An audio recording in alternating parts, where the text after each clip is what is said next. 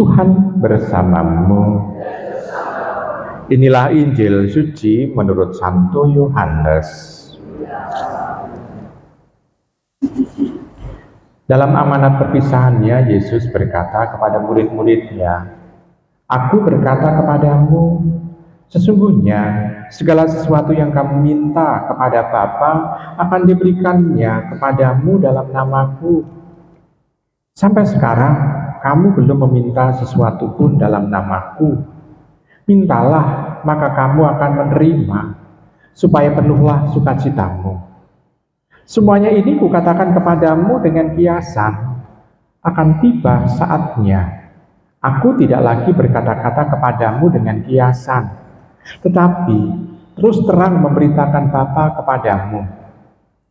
Pada hari itu, kamu akan berdoa dalam namaku, dan tidak kukatakan kepadamu bahwa aku meminta bagimu kepada Bapa, sebab Bapa sendiri mengasihi kamu, karena kamu telah mengasihi aku, dan percaya bahwa aku datang dari Allah. Aku datang dari Bapa, dan aku datang ke dalam dunia. Kini aku meninggalkan dunia lagi dan pergi kepada Bapa." Demikianlah sabda Tuhan. Ibu, Bapak, Saudari, Saudara terkasih dalam Tuhan, dalam bacaan Injil kita mendengarkan di sana kata-kata terakhir sebelum Tuhan berpisah dengan para murid, dan di sana dikatakan bahwa Tuhan itu menjadi tujuan doa juga. Dia mengatakan itu, menjanjikan itu. Karena kadangkala kita misalnya itu mengatakan bahwa tujuan doa itu pokoknya kepada makhluk yang ada di surga, sehingga ada orang pun itu memohon, meminta kepada Bunda Maria, kepada malaikat, kepada orang kudus juga, seolah-olah di sana mereka itu yang menjadi pemberi atau pengabul dari doa-doa itu. Padahal kita tahu bahwa Sang pengabul doa dan tujuan doa kita adalah Allah. Allah itu. Maka kalau Tuhan itu mengatakan bahwa nantinya kamu akan berdoa kepadaku, berarti di situ secara tidak langsung Tuhan akan mewahyukan siapa dirinya. Jadi dia mewahyukan siapa dirinya kepada semua orang, bahwa dia adalah Allah itu sendiri, bahwa dia yang ilahi, yang bersatu dengan Bapa dan bersatu dengan Roh Kudus pula.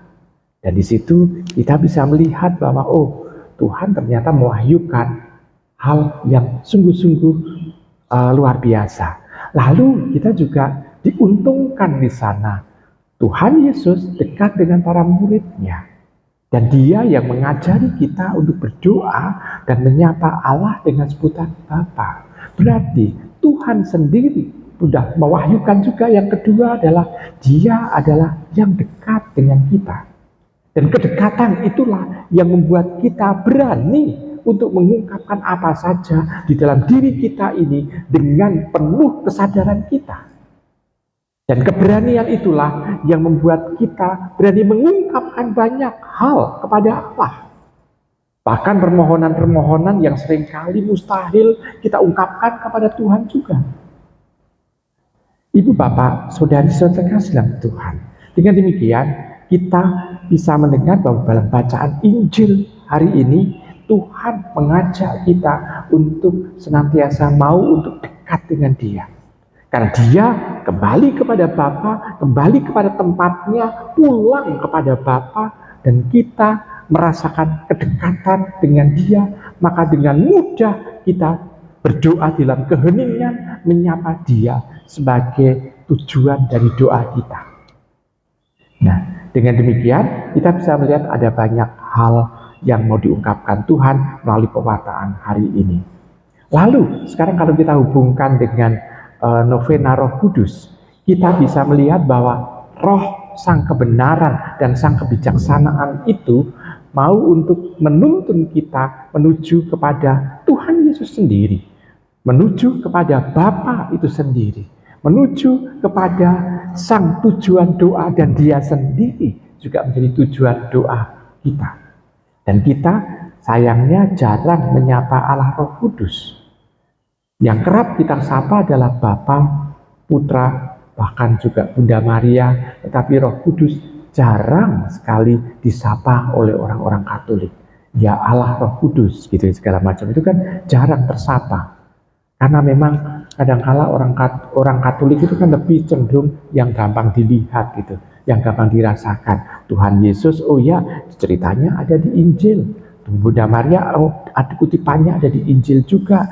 Lalu juga dibuatkan patung untuk supaya kita bisa fokus kepada kepada Tuhan Yesus dan kepada Bunda Maria. Tapi Roh Kudus kan tidak pernah dibuat patungnya. Bapa kadangkala dibuatkan patung lalu bagi kakek-kakek yang bijaksana dengan rambut yang panjang, dengan jambang, dengan kumis yang panjang, tapi memperlihatkan kebijaksanaan, tetapi juga nggak cocok patung itu.